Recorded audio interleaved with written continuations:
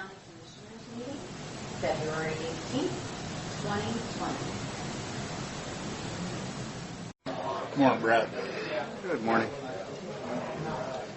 You ready? Yes. Little red light's not on. The recorder light.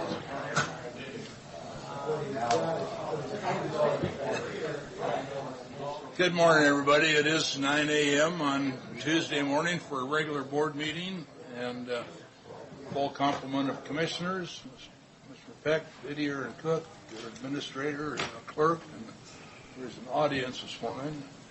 And if you would join me for the Pledge of Allegiance, please.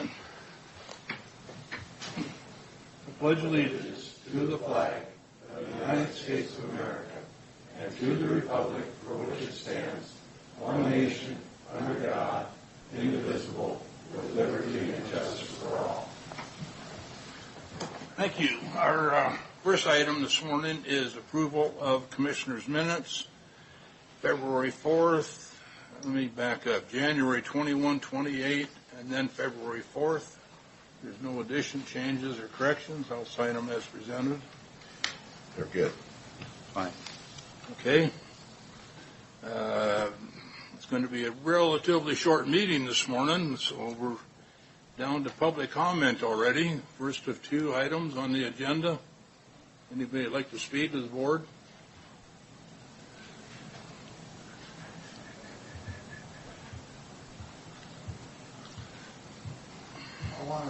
I've got to leave early, so I wanted to get my 2 bits in on this redistricting. George Dockstetter, 4951 South Landing Road. Don't we have to redistrict next year after the census? After the census is usually when you redistrict. Is that correct? That's not next year, sir. When the census is this year? It's 8 months after the results from the census are reported back to us. Which will be about this time next year, or 2 years. And then 8 months after that, so probably puts it into the second year. So what's the rush?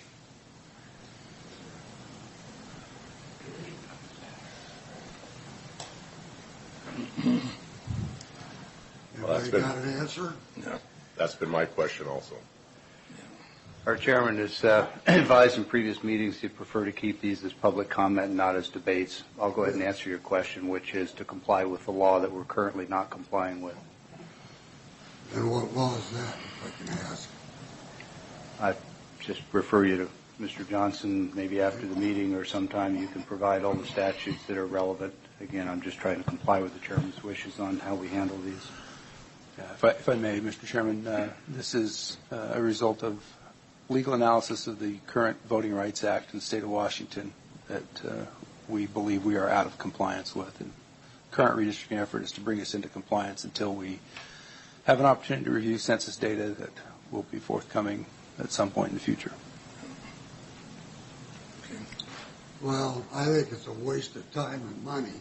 You're robbing our road department to run this county as it is, and we're wasting time and staff time trying to come up with more ideas on how to redistrict. Put the money back into the doggone roads and quit worrying about who's getting what in the voting district. So anyway, that's all I got to say. Morning, Rocky. I'm Rocky Mullen. I'm a candidate for District 2 County Commissioner. And I am here today to propose my thoughts on the redistricting, which I have seen all 4 proposals. And the last 2 proposals, Proposal 3 and Proposal 4, totally disenfranchise the whole city of Connell. And it's not an adjustment to the lines. It's basically, let's get rid of District 2 and create another in-town district for another commissioner. So I just want to make sure my point was out there and taken into consideration.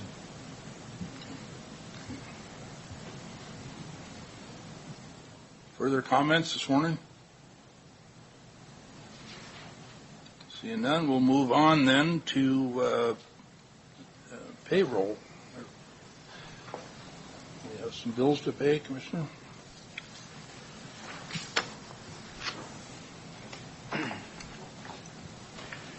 Just one fiscal note this morning, Mr. Chairman. This is fund expenditures. Move for approval as presented. Total amount $677,724.42. Note that it's been reviewed by County Administrator and 2 representatives of the County Auditor's Office. I second. All in favor? Aye. That brings us down to the consent agenda, already 1 through 5. Mr. Chairman, move for approval of consent agenda, 5 items, not opposed to any discussion, but don't have any of my own at this point. I second. No discussion. I would have one question, Craig, on the Public Works mutual understanding. It's indicated on there it's because of a change of chairmanship in the Franklin County Emergency Management. That's what I read. I'm not, to be honest with you, real familiar with it. Okay. It was kind of Mr. Mahoney's. I guess my question to that would be that if it is for chairman, a change of a chairman on the Emergency Management Committee, it's not listed as a person. It's just a statement of, a change of. Yeah, I guess it's because of the signature line. They have to have the signature of the chair of both boards. I believe that's why they changed it. The signature is the issue for them, so they voted to change it. Materially, it doesn't change one way or the other. Okay. Thank you. No further questions. All in favor? Aye. Aye. It brings us right down to you, Keith, already.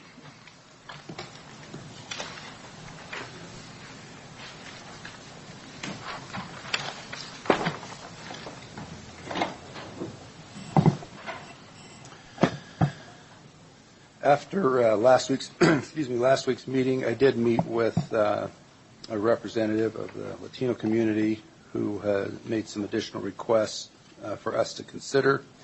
Those are posted in proposals 3 and 4.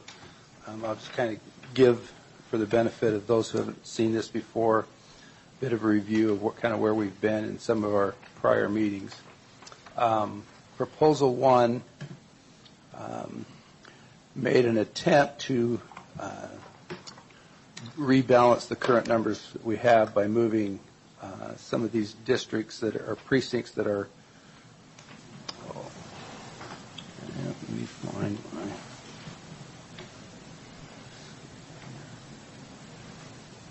These precincts that are east of 395 but west of 20. Bringing that western boundary closer. This was the first proposal. We decided that trying to carve out a piece of these 2 districts and putting those back into a single district was problematic, so we went with proposal 2, which brought that line all the way in a straight line down 20 and pushed District 1 up into the northeast section. Then we've had some discussion about whether 70 and 73 up here in the far northeast corner should be the appropriate line, or whether we should push more up into northern part of I'll call it mid-city, but into these precincts that are right there. That's where we kind of left it last week, and then subsequent to those additional meetings, we looked at the possibility of putting all of East Pasco into a single district and moving that line to 395. Notice that Precinct 15 does cut across both sides of 395 right there where it intersects with 182. And so in order to incorporate that precinct into a East Pasco district, those precincts into East Pasco district, we could not use 395 as a hard line. So we basically have gone up 395, jogged over on Court Street, and then went north to the the freeway. And as you can see from the larger piece of the map, in order to do that, the numbers of these precincts in East Pasco are so significant that we had to bring District 3 all the way over the top of the county and down south, down to almost the PK Highway, which is right here, but just north of the PK Highway, and then it jogs down and comes into the north part of East Pasco. There's really not much of a significant difference between Proposal 3 and Proposal 4. Let me make sure I have 4 up here.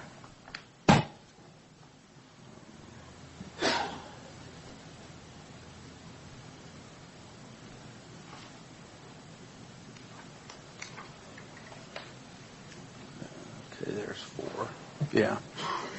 4 just includes this additional large precinct on kind of the northeast part of East Pasco to bring those numbers into a configuration that balances those areas of interest. We have put a public notice in the paper in compliance with the state law for redistricting that really submits all 4 of these proposals for consideration. That will be held in our evening meeting on the 25th of February. At that time, the commissioners would hopefully make a decision as to which one of these proposals they want to move forward with. We can continue to modify or make changes, make recommendations, but this kind of gives you a graphical representation of what it would look like under these different proposals that are before you. The last 2, Proposals 3 and 4, were reviewed with the Chief Civil Deputy. She felt like that was a better representation of a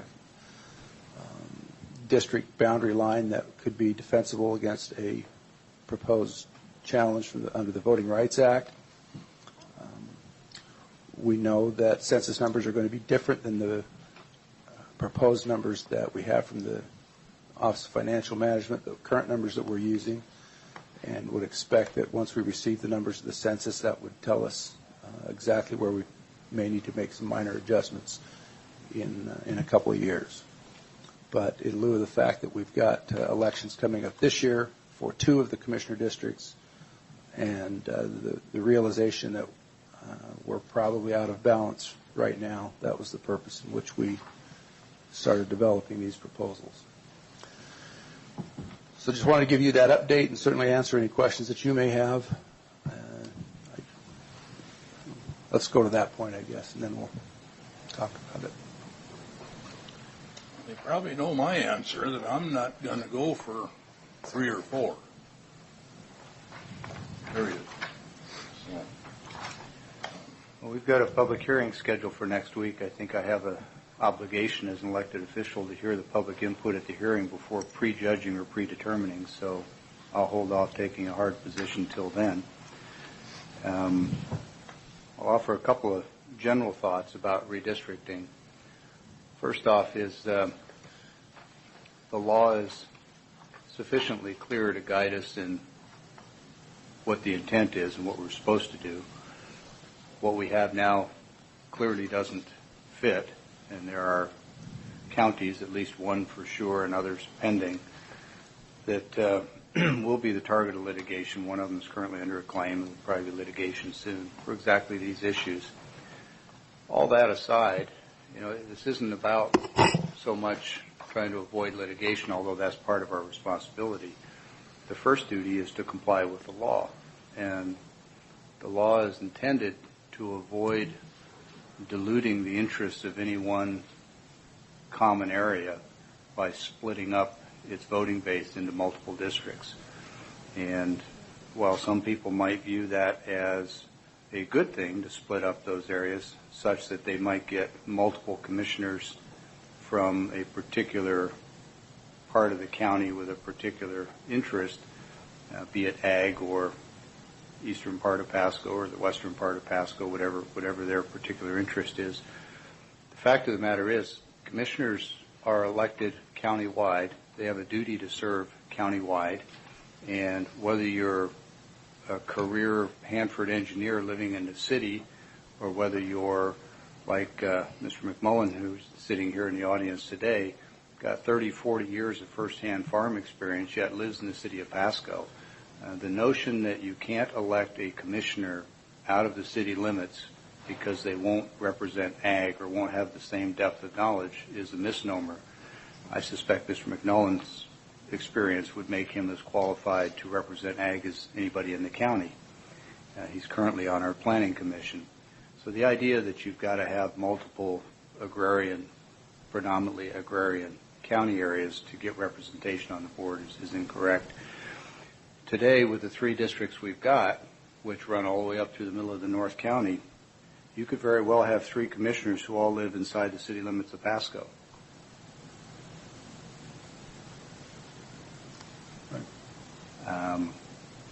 It would be difficult to have 3 that all represent ag. So the idea of keeping the North County split to increase the chances of representing ag falls into the broad category of what I would call gerrymandering. Some people call it gerrymandering. It's gerrymandering. And that's not lawful either. So I think the discussion point for next week is to ask ourselves important questions about, does it comply with the law?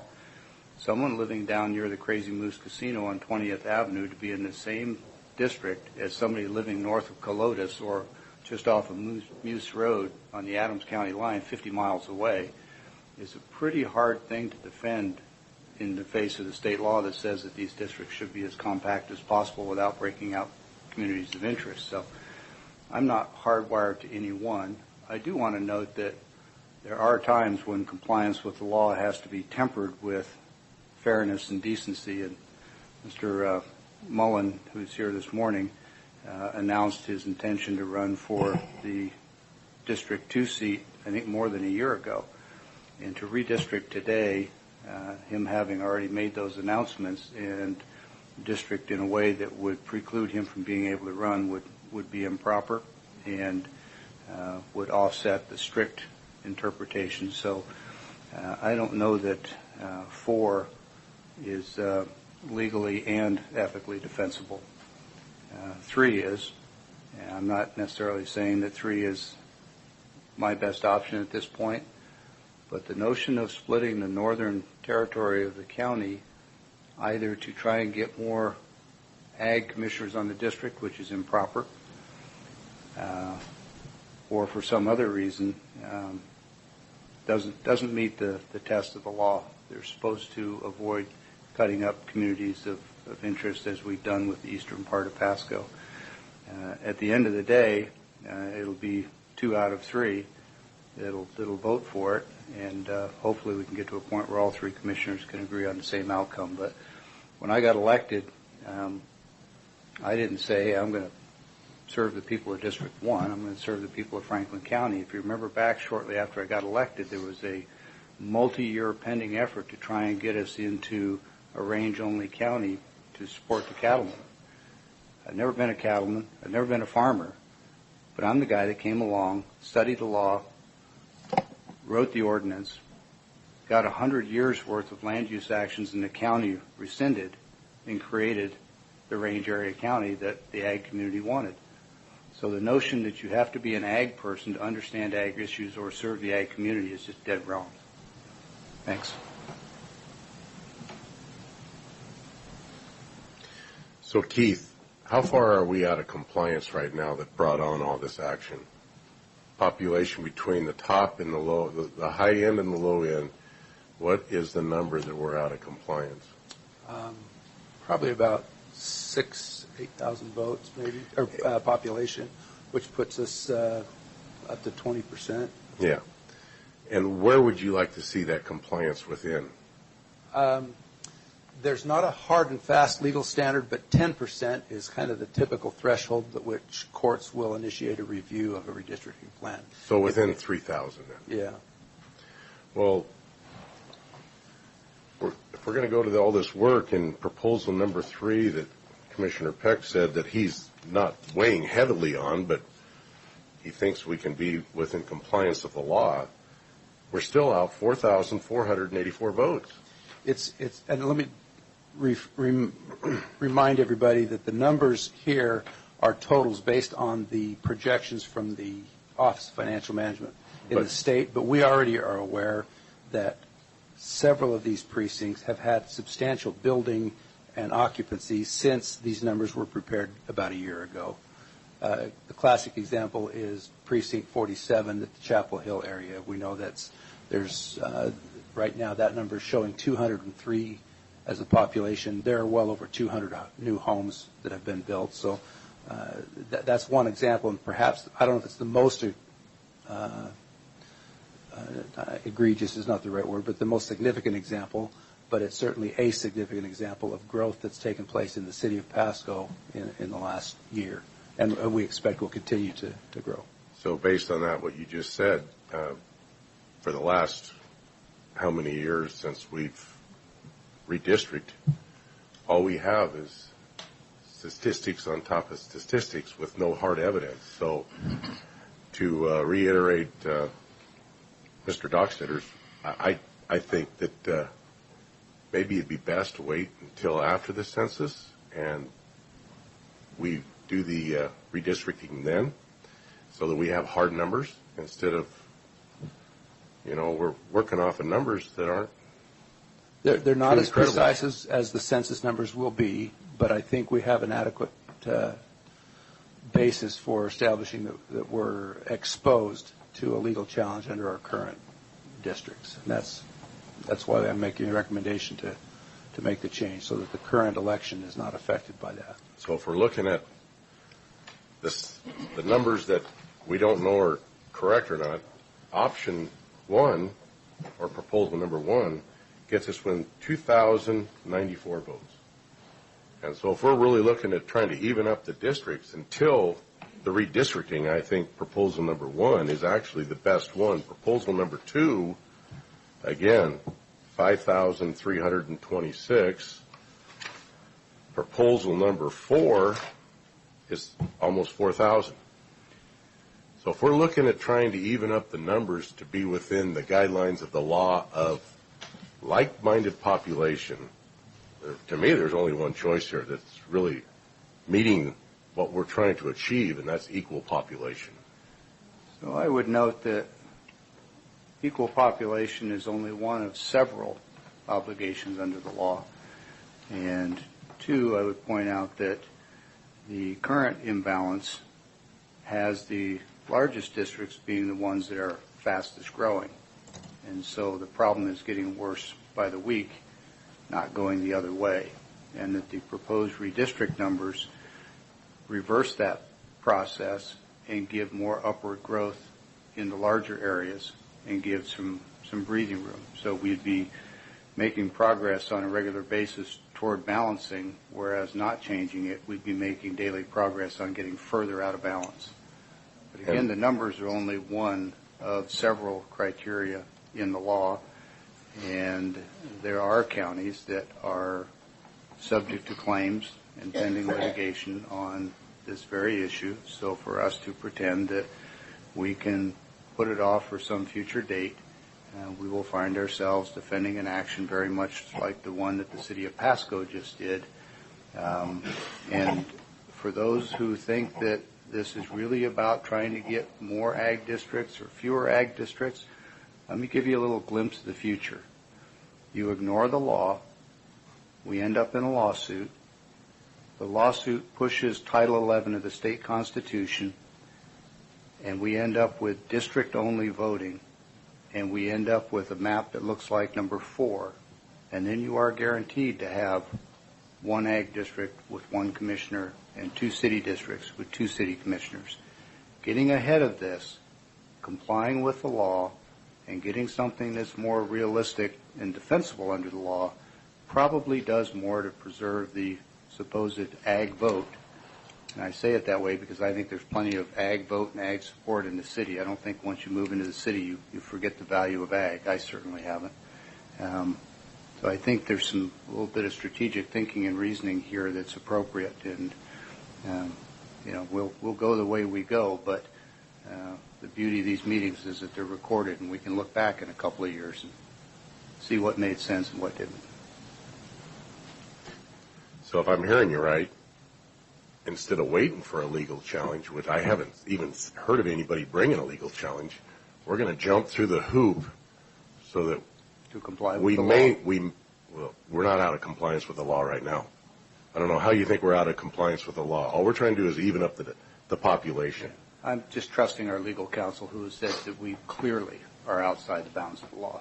I haven't heard that from our legal counsel. And if they were to bring that case to me, I'd have to argue that case. Okay. You've already stated in your previous statements that 3 commissioners right now could be elected from in town. So I don't know how you feel like they're not being represented. I'm not the one that has that concern. Well, you stated it. No, I don't think I did. Well, yeah, you did. You stated it early in the argument that all 3 commissioners could come from town. So I don't know why that's true. We're changing all this and making such a big to-do about this when they could all come from town right now. To comply with the law, once again. And there are several factors in the law. It's not just population.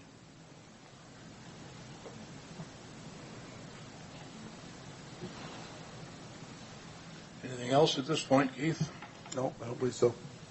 Wait for our public meeting.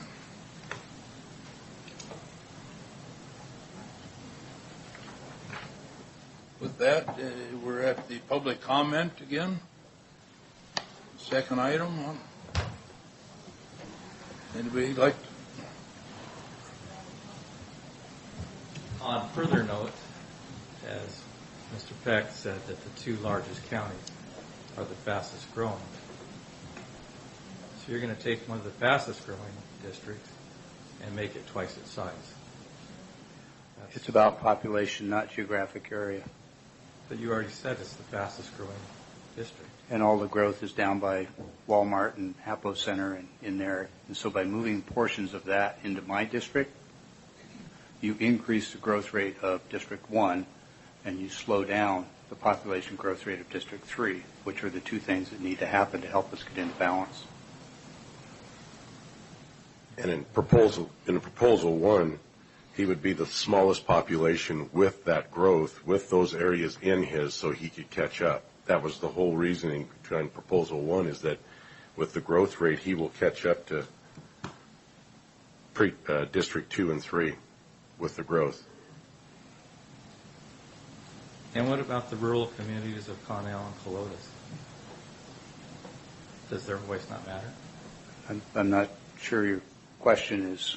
Well, right now they have a like-minded district right beside them. But now you're going to combine that all into one for one voice for all rural communities of Colotus, Connell, Mesa. And so if I'm understanding, you're saying that your view is that the people of Connell are better or more fully represented by being in District 2 versus District 3? Correct. Okay. Thank you.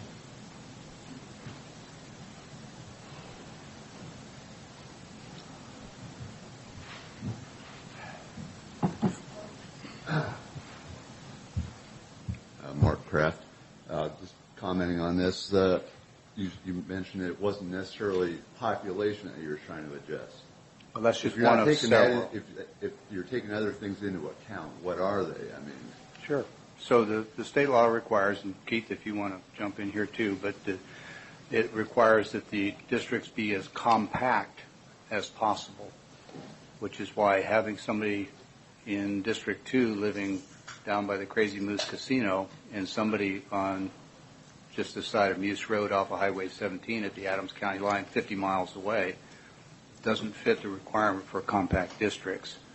And there's really some difficulty, obviously, in having 3 tightly compact districts when you've got a county like ours where 2/3 or more of the population is concentrated right down here along the river. but you're obligated to draw them as best you can. By contrast, some people have suggested that we should just take the county and draw 2 vertical lines and have a third, and a third. And if you did that, do I think that the county could be represented well and everything would be fine? Sure. Personally, I don't have an issue with that. It's just complying with the law, and the law says they're supposed to be compact. So that's 1. 2, they're supposed to follow geographic boundaries within reason to make it easy for people to understand what district boundary they're in now. I can ask a lot of people in North County today whether they're in 2 or 3, and unless they live well east or well west, they're oftentimes not sure which side of the line they're on. I don't think that's a big deal, but again, the law says we're supposed to use things like Highway 395 or 182 or whatever we can. Columbia River and the Snake River are great ones because population boundaries aren't changing there. At the end of the day, I think if you've got commissioners sitting up here and they're not representing all the citizens of the county, whether it's ag or city or east end of Pasco or west end of Pasco, then you ought to throw them out because the duty is to represent all the citizens. I've certainly made an effort to do that, and I think I have done that. To suggest that somebody who doesn't have a history of 20 years in ag, to suggest that we can't be an adequate representative for somebody with an ag issue is just wrong. I got another question. Sure. Could you not see down the road after the census that we may have to go through the whole gyration again? Well, redistricting is anticipated to be a recurring event. It's not a one-time thing. They don't want us to do it more than once every 4 years because they don't want you to redistrict right before or right after every election to try and advantage or disadvantage particular candidates for races. Other than that, the intent is to redistrict in a way that complies with the law, first and foremost. And frankly, everything else after that is moot. It's not appropriate. I mean, we all took the same oath to support and defend the laws of the state of Washington, whether we like them or not. Trust me, there's a lot of Washington state laws I don't like, but I took an oath to support them. But the notion of these district boundaries, when you get elected from a district in the primary, that helps spread things out so you don't have 3 commissioners all living on the same cul-de-sac, whether it's in Connell or East End of Pasco or wherever. Excuse me. But once you run in the general and you're elected, you've got a duty to serve every single person in the county with equal energy. And if you're not the expert on it, then maybe there is somebody on the board who's got ag experience, and maybe you bring them in to help. But the reverse is true as well. 2/3 of the people of this county live down along the shoreline where we are here. To suggest that we should try to have multiple commissioners from ag areas is just as improper as it would be if I were to suggest we should have multiple commissioners from the city areas. Neither one is appropriate. Well, my main concern was just running through hoops and spending money and have to do it again 2 years from now. That was the only thing I was concerned about. The cost is minimal at most. It's an administrative process. If we're going to try and argue against it on the basis of cost, there's a lot of other things we should be looking at first. Okay. All right. On that thought of cost, I'd have to disagree because I think we need to talk to our auditor that does the elections. We got 4 elections this year, and if we start changing lines, I want to know what the cost is for his office to do all those elections. There's got to be a cost to it of some dollar Sure. amount. I don't know what it is.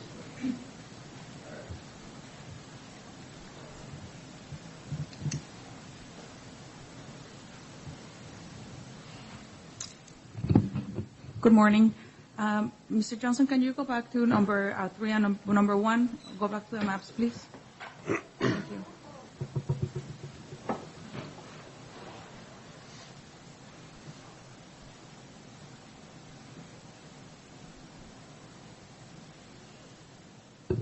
Is this the one that was proposed last week? It was actually proposed several weeks ago. That was presented last week?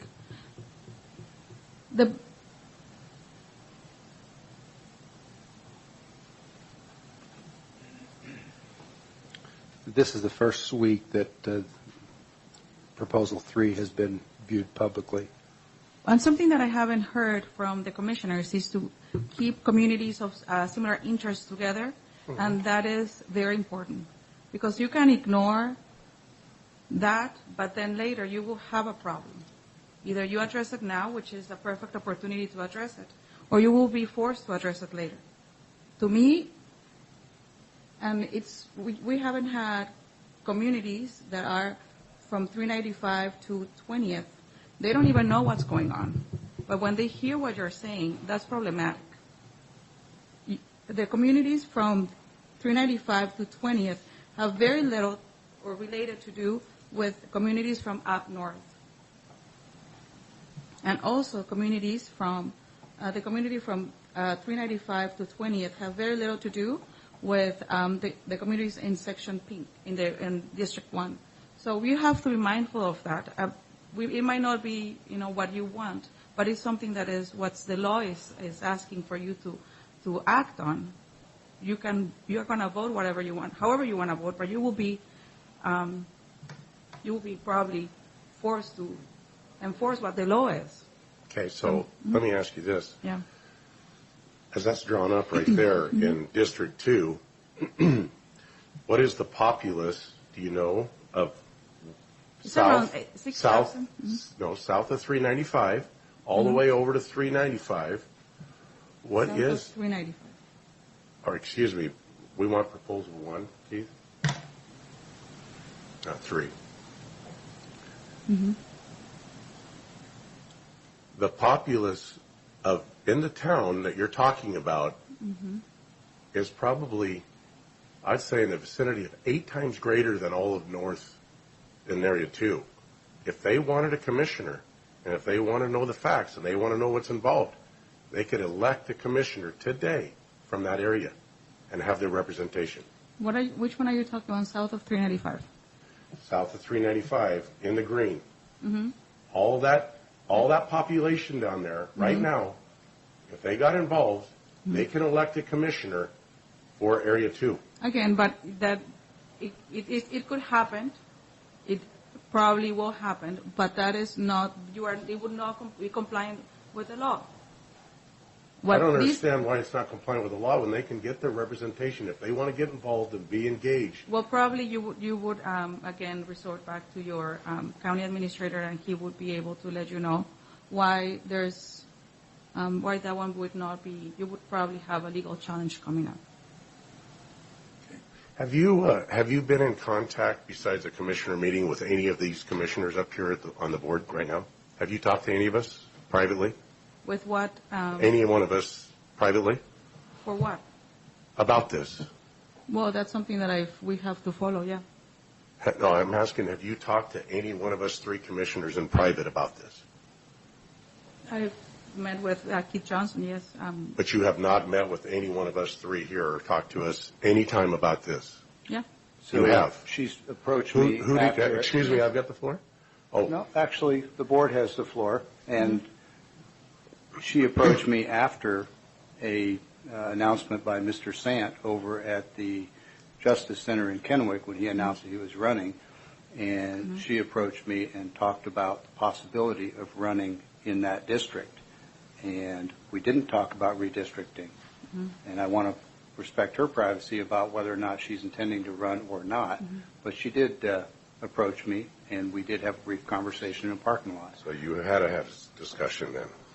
Okay. Well, I just don't That's all I want to know. I just don't want you Well, that's interrogating a conversation that, as a private citizen, I could have with any Yeah, but the commissioner. rest of us are entitled to know, so thank you. Okay. Actually, you're not, but I'm happy to give you the details Well, of I'm it. glad you did. Thank you, Commissioner. And I would talk to you or to you, and I have absolutely no problems, finding what your thoughts are. So do you live in that green district right now? Yes. And you could run for office. As I said, it doesn't matter. You are absolutely. And I encourage you to run for that You're office. absolutely right. Yes. If you get people involved, Yes. that could carry the election. When they were going But to put that homeless. But just so you, again, this is something that you're going to have a challenge later. And this is something that you as commissioners can prevent now. And you can do the right thing now. Or later, this is something that might come. That's Okay. all. Thank you. All right. Thank you.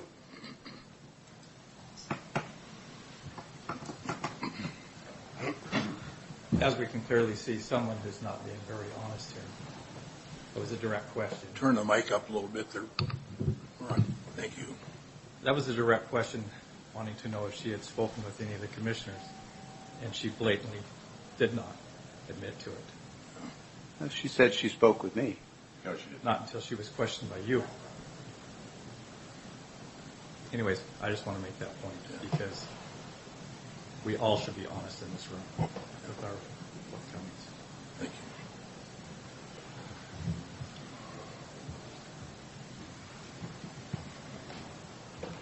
Mr. Mullen, you contacted, or we had a conversation recently on this subject too, didn't we? Yes. Okay. Did you ask me about it?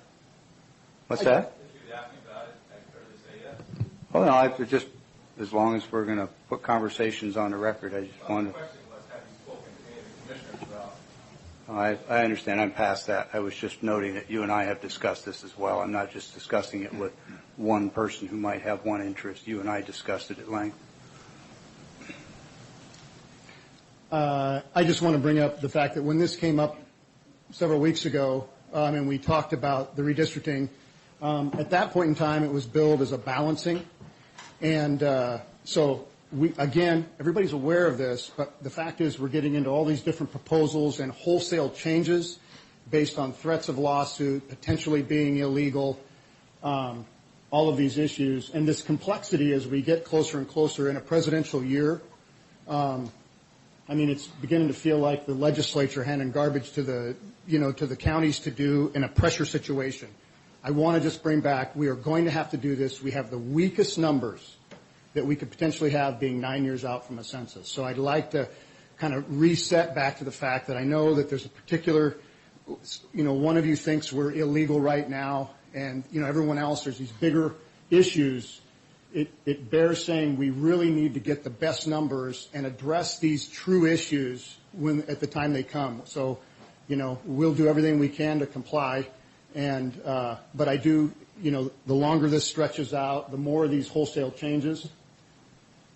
Let's wait for the census, and let's have a much longer, broader, discussion about it instead of, we're up to 5 proposals. We were just going to clean up around the edge when this started. So, thank you. Keith, we're at 4 proposals, right? Currently 4, yes. There have been, through the discussion, some variations of proposals 1 and 2. In the interest of trying to keep that number small, we currently really only have 2 proposals from that conversation. And the proposal where we create a very large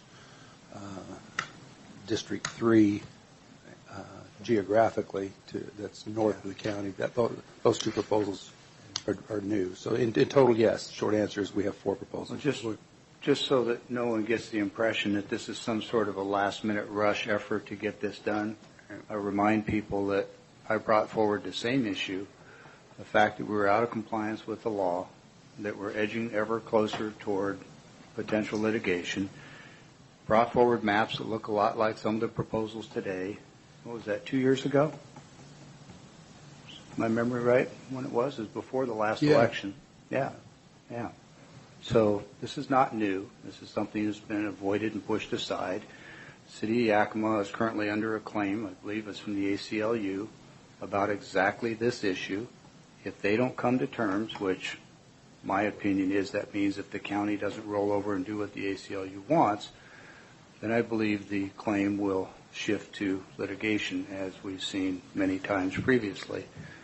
That, I think, it was the future for the city of Pasco. They went down this same road, and they got forced through the courts to redistrict and to go to district-only voting.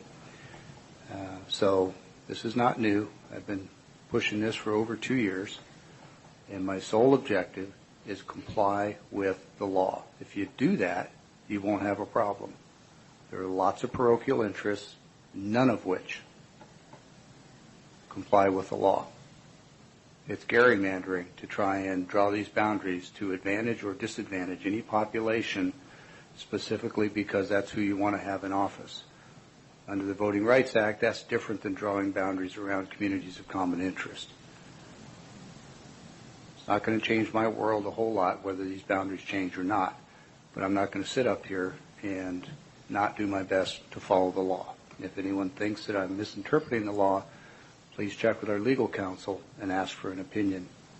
And if I am, everybody please correct me.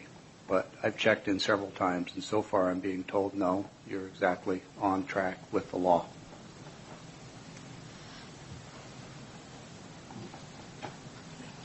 Anything further?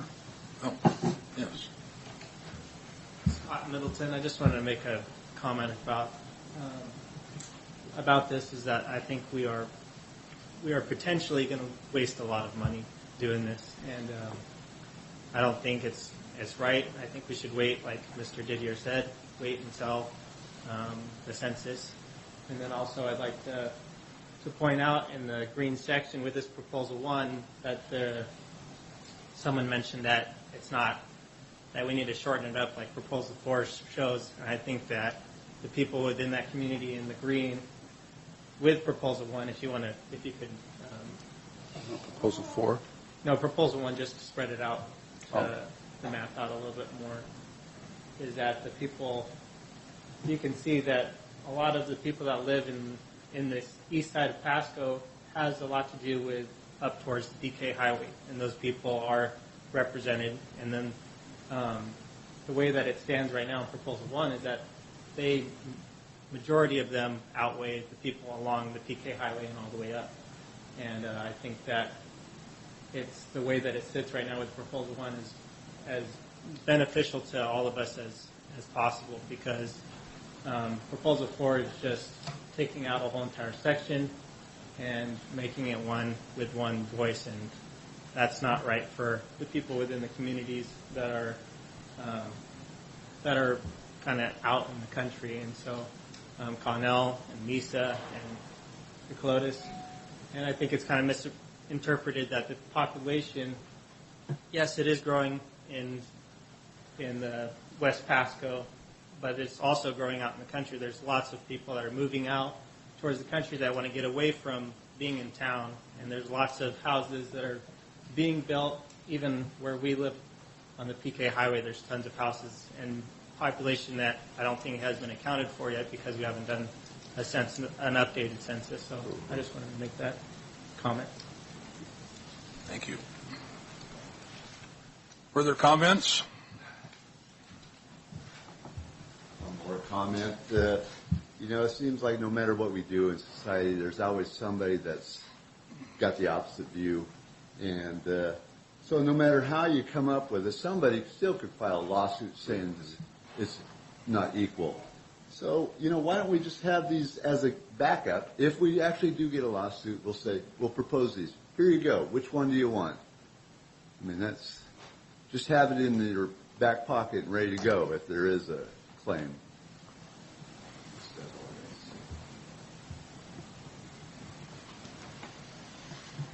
Further comments? Seeing none, do we need an exec session today, Keith? No. Okay. Commissioners, have any final thoughts? Just I'll be back in Olympia for a couple more days pushing on the legislature, and once again probably listening to other counties and trying to learn from their experiences of what they're going through and bring that experience back here and help us avoid problems that are headed our way. Just want to remind everybody next week is a night meeting, 7 o'clock, and this is going to be one of the big topics, so please encourage everyone to come in and participate. Okay. Seeing nothing more, anything? Okay, we are adjourned. Thank you.